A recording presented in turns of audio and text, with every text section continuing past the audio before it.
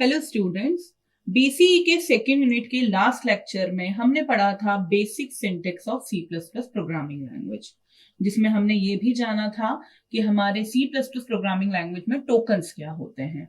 अब हम यहाँ पर इस वीडियो के अंदर पढ़ने वाले हैं data types, variables and statements.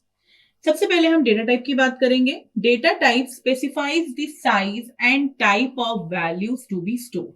यहाँ पर डेटा टाइप ये बताता है कि आपकी जो वैल्यू है उसकी क्या साइज होगी और उसका क्या टाइप होगा।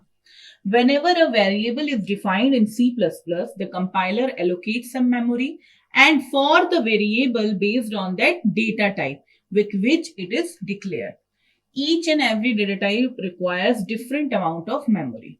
जब भी हम किसी एक वेरिएबल को C plus plus programming language में डिफाइन करते हैं तो कंपाइलर उसको एक मेमोरी अलॉट करता है। जिस प्रकार हमने लास्ट वीडियो में देखा था, मैंने आपको बताया था मेमोरी अलॉट होती है। वो मेमोरी अलॉट होना की डिपेंडेंसी किस चीज पर है कि वो वैल्यू जो वेरिएबल कंटेन कर रहा है वो किस टाइप का है, क्योंकि अलग अलग डेटा टाइप्स की मेमोरीज, अमाउंट ऑफ मेमोरी अलग अलग होती हैं। हमारे पास C plus plus programming language में जो मेनली डेटा टाइप्स हैं वो होते हैं प्राइमरी, या फिर जिसको built in fundamental data types भी कहते हैं, डिराइव्ड डेटा टाइप्स और यूजर डिफाइंड डेटा टाइप्स। तो सबसे पहले हम समझेंगे primitive data types. These data types are built in or predefined data types and can be used directly by the user to declare variables. ये जो data types होते हैं ये पहले से ही डिफाइन करे हुए हैं लाइब्रेरी के अंदर, बिल्ट इन है पहले से, और यूजर इसे डायरेक्टली यूज कर सकता है वेरिएबल्स को डिक्लेयर करने के लिए। यहाँ पर प्रिमिटिव डेटा टाइप्स की लिस्ट रहती है। वो है हमारा इंटीजर, जिसको हम इंट कीवर्ड से लिखते हैं। ये एक तरीके का कीवर्ड है, सब कुछ स्मॉल में है। कैरेक्टर रहता है हमारे पास, जिसको हम कैर बोलते हैं। बुलियन रहता है हमारे पास, जिसको हम बूल लिखते हैं डेटा टाइप। फिर हमारे पास होता है डबल फ्लोटिंग पॉइंट या फ्लोटिंग पॉइंट कहते हैं, उसको हम इस तरीके से लिखते हैं, फ्लोट स्मॉल लेटर्स में लिखा है। वैल्यूलेस या फिर जिसको वाइड कहते हैं वो कुछ इस प्रकार से दिखता है। वाइड कैरेक्टर होता है, तो वाइड कैरेक्टर अभी हमको समझने की इतनी कुछ खास जरूरत नहीं है। यहां पर जो हमारे पास इंट डेटा टाइप होता है, जिसको हम इंटीजर कहते हैं, यहां पर जो वैल्यूज आती हैं वो हमारी न्यूमेरिक डेसिमल वैल्यूज होती है, डेसिमल नंबर सिस्टम की वैल्यूज होती हैं। That means negative number, zero and positive numbers, इन सभी की एक अपनी सर्टन रेंज होती है। हम इनको अभी समझेंगे अच्छे से। नेक्स्ट हमारे पास जो कैर डेटा टाइप होता है, इसमें हमारे पास सभी चीजें आती हैं, सभी टाइप के कैरेक्टर्स आते हैं। दैट मीन्स यहाँ पे ए बी, ए से लेके जेड तक, कैपिटल ए से लेके कैपिटल जेड तक, सभी स्पेशल सिंबल्स भी आते हैं। इसके अलावा हमारे पास नंबर्स भी आते हैं यहाँ पर कैरेक्टर डेटा टाइप में। शर्त बस इतनी है कि ये डिफाइन होंगे सिंगल कोट्स के अंदर। अगर हमने सिंगल कोट के अंदर 1 लिखा है तो ये एक तरीके का कैरेक्टर डेटा टाइप की वैल्यू है। बूल हमारे पास होता है ट्रू एंड फॉल्स में वैल्यूज देता है। फ्लोट हमारे पास डेसिमल वैल्यूज जो रहती हैं, रेशनल नंबर्स जो रहते हैं, जैसे 3.5, 4.8, -2.2, ये वैल्यूज फ्लोट में आती है। वॉइड मींस खाली, जब कोई भी डेटा टाइप हमें डिफाइन नहीं करना रहता है। नेक्स्ट जो हमारे पास डेटा टाइप का टाइप रहता है वो है डिराइव्ड डेटा टाइप।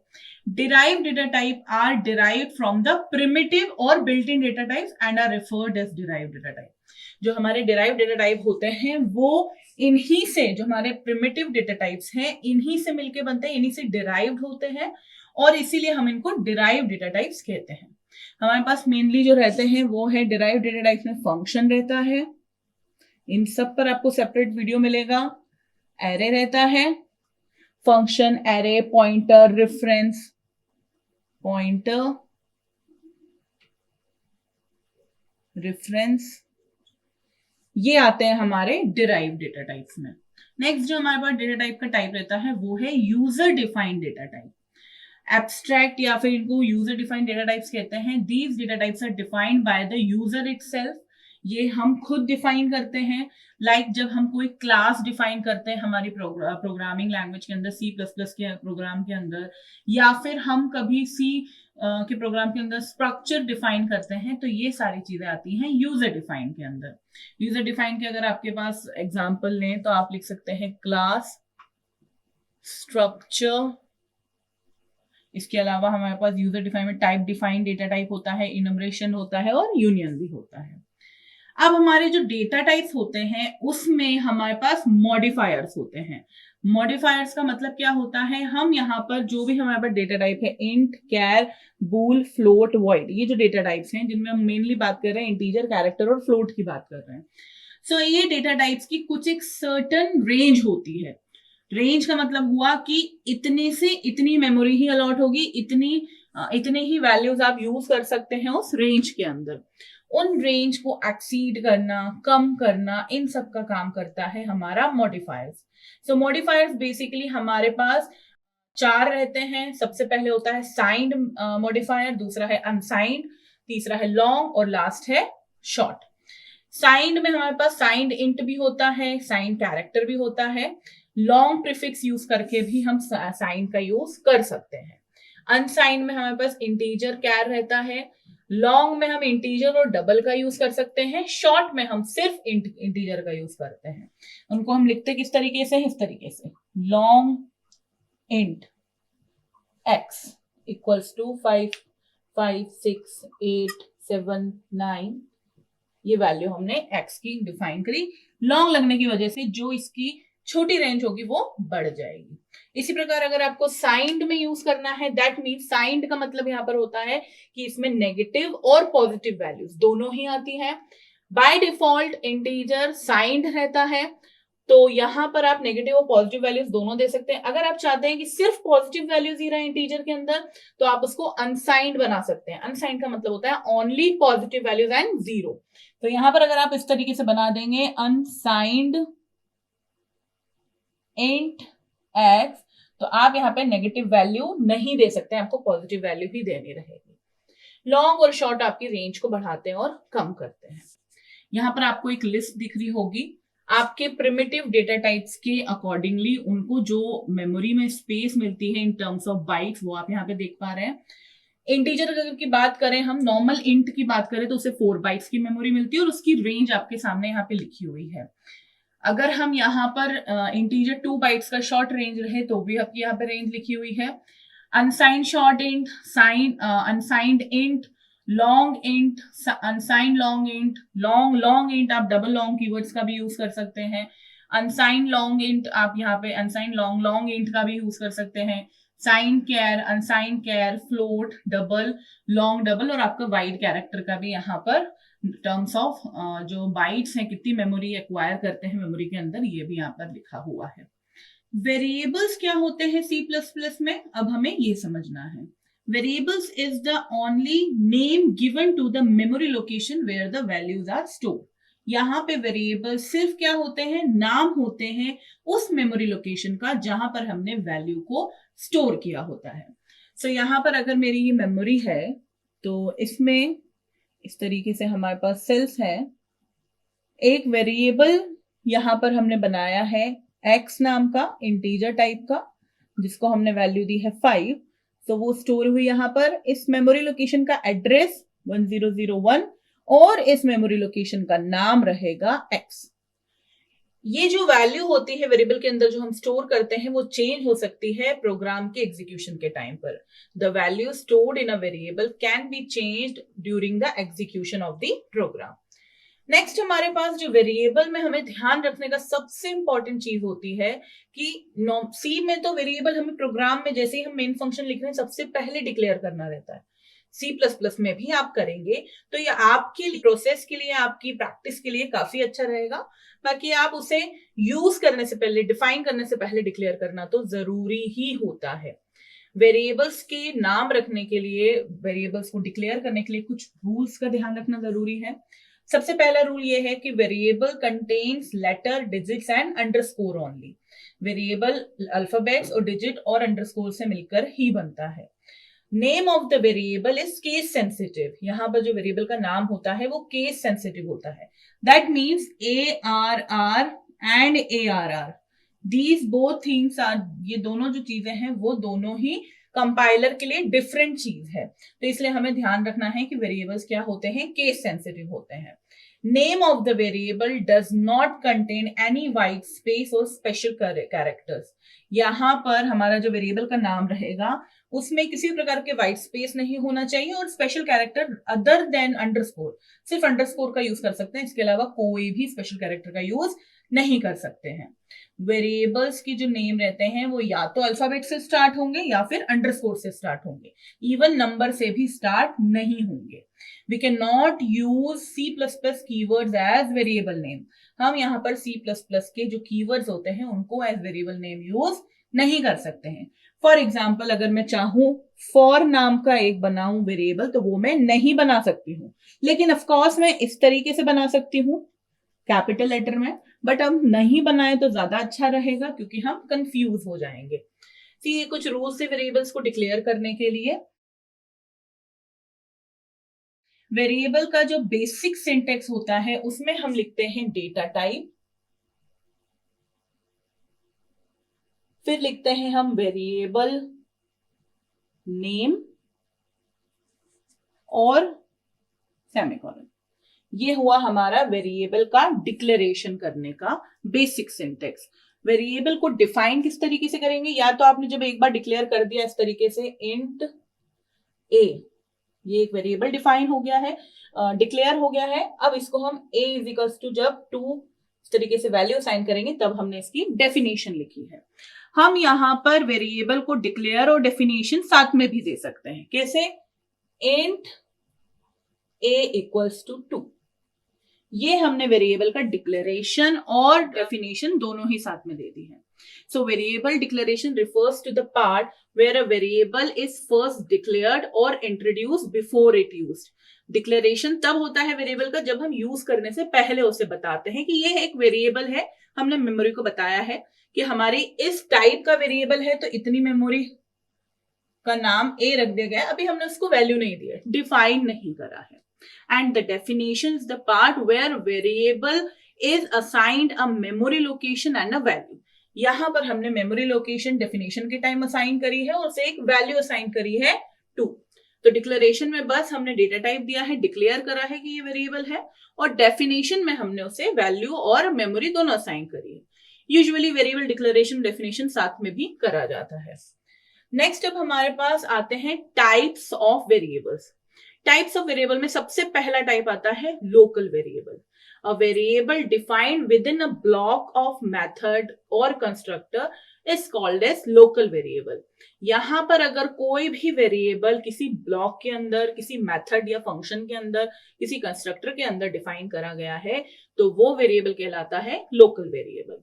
वेरिएबल्स के प्रैक्टिकल इंप्लीमेंटेशन के लिए आप अगेन टॉपिक जो है हमारा 1C प्रोग्रामिंग लैंग्वेज का, और जो हमारा यूनिट 1 और जो यूनिट हमारा है 12 C++ प्रोग्रामिंग लैंग्वेज का, उसमें आप वेरिएबल्स का एक सेपरेट वीडियो है जिसमें हमने प्रैक्टिकल इंप्लीमेंटेशन किया है एडिटर के ऊपर, तो वो आप वहां जाकर अच्छे से ब्रीफली समझ सकते हैं।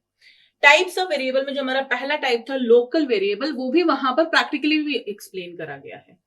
लोकल वेरिएबल एक ब्लॉक, दैट मीन्स इस ब्लॉक के अंदर अगर डिफाइन करा गया है इस तरीके से इंट b इक्वल टू 6, तो ये पर्टिकुलर वेरिएबल क्या हो जाएगा इस ब्लॉक के लिए लोकल वेरिएबल।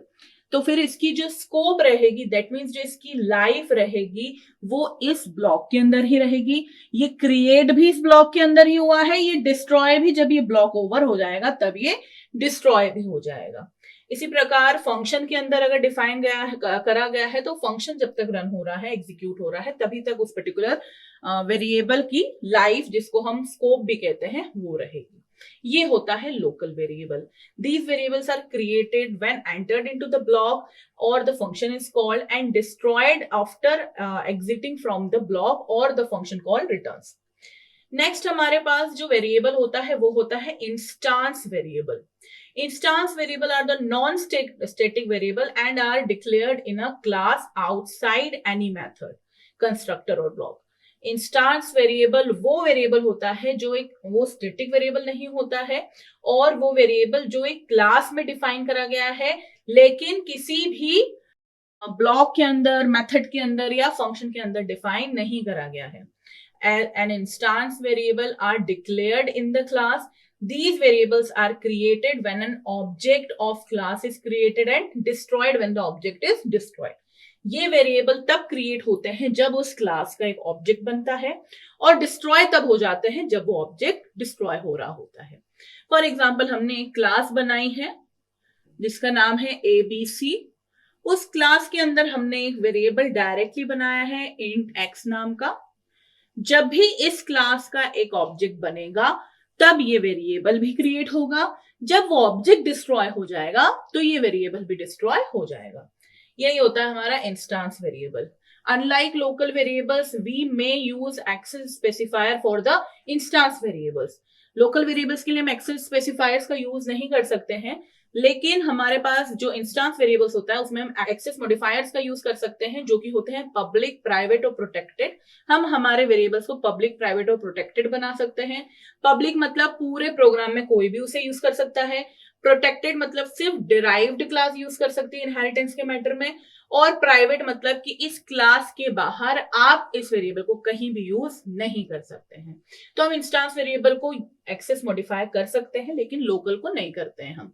जो हमारा इंस्टेंस वेरिएबल होता है उसका इनिशियलाइजेशन मैंडेटरी नहीं है, क्योंकि यूजुअली हम क्लास के अंदर कोई इनिशियलाइजेशन करते भी नहीं है। उन्हें मेमोरी तभी अलॉट होती है जब ऑब्जेक्ट क्रिएट होता है। नेक्स्ट जो हमारे पास वेरिएबल्स का टाइप होता है वो है static variables. Static variables are also known as class variables. These variables are declared similarly as instance variables. The difference is that static variables are declared using static keyword within a class, outside any method or constructor or block. यहाँ पर static variables जो होते हैं वो बिल्कुल instance variable की तरह ही होते हैं। जस्ट डिफरेंस ये होता है कि वो एक स्टैटिक कीवर्ड के साथ डिफाइन होते हैं। दैट मीन्स हम लिखते हैं स्टैटिक कीवर्ड इंट x इस तरीके से। ये भी क्लास के अंदर या एक ब्लॉक या मेथड के अंदर नहीं डिफाइन होता है, क्लास के अंदर डिफाइन होता है, किसी फंक्शन में डिफाइन नहीं हो रहा है, डायरेक्टली डिफाइन हो रहा है। यहां पर अगर आप फंक्शन में डिफाइन करेंगे तो आपको स्टैटिक फंक्शन के थ्रू ही आप कर पाएंगे। वो क्या होता है वो भी हम आने वाली वीडियोस में समझेंगे। नेक्स्ट जो हमारे पास हमारा जो स्टैटिक वेरिएबल है, स्टैटिक वेरिएबल में एक चीज हमें समझना रहेगा कि we can only have one copy of static variable. और हमारे पास जो स्टैटिक वेरिएबल की सिर्फ एक कॉपी होती है, वो जब हम एक बार इनिशियलाइज कर देते हैं। इनिशियलाइजेशन ऑफ स्टैटिक वेरिएबल नहीं भी करेंगे तो भी चलेगा, क्योंकि बाय डिफॉल्ट उसको 0 दे देता है कंपाइलर। बट अगर हमने कर दिया है तो हम उसको बार बार री इनिशियलाइज नहीं कर सकते हैं, मॉडिफाई कर सकते हैं लेकिन री इनिशियलाइज नहीं कर सकते। मान लीजिए अगर किसी एक स्टैटिक फंक्शन के अंदर वो डिफाइंड है वो स्टैटिक वेरिएबल, तो आपने उसको अगर एक वैल्यू दे दी है, वो फंक्शन जब जब कॉल होगा वो वैल्यू ऐसा नहीं है कि री इनिशियलाइज हो जाएगी, उसकी जो प्रीवियस वैल्यू रहेगी वो कंटेन करके रखेगा। वहीं अगर वो एक लोकल वेरिएबल होता या इंस्टेंस वेरिएबल होता तो वो अपनी प्रीवियस वैल्यू डिस्ट्रॉय हो जाता, क्योंकि वो फंक्शन डिस्ट्रॉय हो गया। लेकिन फंक्शन डिस्ट्रॉय होने की वजह से स्टैटिक वेरिएबल्स की वैल्यूज डिस्ट्रॉय नहीं होती है। ये थे हमारे टाइप्स ऑफ वेरिएबल, जिसमें हमने जाना लोकल वेरिएबल, इंस्टेंस वेरिएबल और स्टैटिक वेरिएबल। इसी में एक और होता है ग्लोबल वेरिएबल, जो किसी भी ब्लॉक में डिफाइन नहीं होता है, ओपन ग्लोबल एरिया में जब डिफाइन होता है तो वो कहलाता है ग्लोबल वेरिएबल। दैट मीन्स अगर मैंने यहाँ पर एक और वेरिएबल बना दिया b = 2, तो ये हो गया हमारे लिए ग्लोबल वेरिएबल, ये हो गया हमारे लिए लोकल वेरिएबल, क्योंकि एक ब्लॉक में डिफाइंड है। अब हम समझेंगे स्टेटमेंट्स क्या होता है। Statements are the instructions given to the computer to perform any kind of action. Statement यहाँ पर वो इंस्ट्रक्शंस होते हैं जो हम कंप्यूटर को देते हैं किसी भी प्रकार का टास्क कंप्लीट करने के लिए। टास्क में be in the form of data movement, decision making etcetera. Task कुछ भी हो सकता है, लॉजिकल क्वेश्चंस हो सकते हैं, अर्थमेटिक क्वेश्चंस हो सकते हैं, कैलकुलेशंस हो सकते हैं, डेटा ट्रांसफर हो सकता है, डिसीजन मेकिंग हो सकते हैं। यहाँ पे statement form the smallest executable unit within the C++ program. Statements यहाँ पर एक स्मॉलेस्ट यूनिट्स बनाते हैं जो कि C++ में एग्जीक्यूट होते हैं। Statements are always terminated by a semicolon. Statements हमेशा एक सेमीकोलन के साथ टर्मिनेट होते हैं। ये भी एक स्टेटमेंट है, ये भी एक स्टेटमेंट है, ये भी एक स्टेटमेंट है, ये भी एक स्टेटमेंट है, ये भी एक स्टेटमेंट है, ये भी एक स्टेटमेंट है। नेक्स्ट हमारे पास होता है compound statement. A compound statement is a group of statements in which each individual statement and with a semicolon. यहाँ पर हमारे पास ग्रुप ऑफ स्टेटमेंट्स को हम कंपाउंड स्टेटमेंट कह सकते हैं, जिसमें हर एक स्टेटमेंट सेमीकोलन से एंड होता है। The group of statement is called as a block compound statements are enclosed with a braces. यहां पर इसे हम बोलेंगे कंपाउंड स्टेटमेंट, जहां पर हमने ब्रेसेस से इसे एक ब्लॉक के तौर पे बना रखा है। Opening braces signifies the beginning of the compound, closing braces signifies the end of the block. ये होता है हमारा कंपाउंड स्टेटमेंट। नेक्स्ट हमारे पास स्टेटमेंट्स में ही होते हैं null statement. Writing only a semicolon indicates a null statement. सिर्फ हम इस तरीके से लिख दें, सिर्फ एक सेमीकोलन बना देंगे, तो ये क्या कहलाएगा, एक तरीके का null statement. Null means empty statement. This is quite unusual when the syntax of the language needs to specify a statement, but the logic of the program does not need any statement. हम अगर कोई programme बना रहे हैं जिसमें हमें logic के अनुसार प्रोग्राम में किसी भी स्टेटमेंट की जरूरत नहीं है, बट अकॉर्डिंग टू सिंटेक्स हमें उसमें स्टेटमेंट लिखना पड़ेगा, तो हम इसलिए इस तरीके से लिख देते हैं नल स्टेटमेंट का। This statement is generally used for and while looping statements. हमारे पास जो लूप्स रहते हैं, हमने एल्गोरिथम के टाइम पे पढ़ा था लूपिंग एल्गोरिथम्स होती हैं, तो उसमें जब हम लूप बनाते हैं तो उसके लिए हम इस नल स्टेटमेंट्स का यूज कर सकते हैं। यही होता है नल स्टेटमेंट। तो अभी इस वीडियो में हमने समझा डेटा टाइप्स, वेरिएबल्स और स्टेटमेंट्स।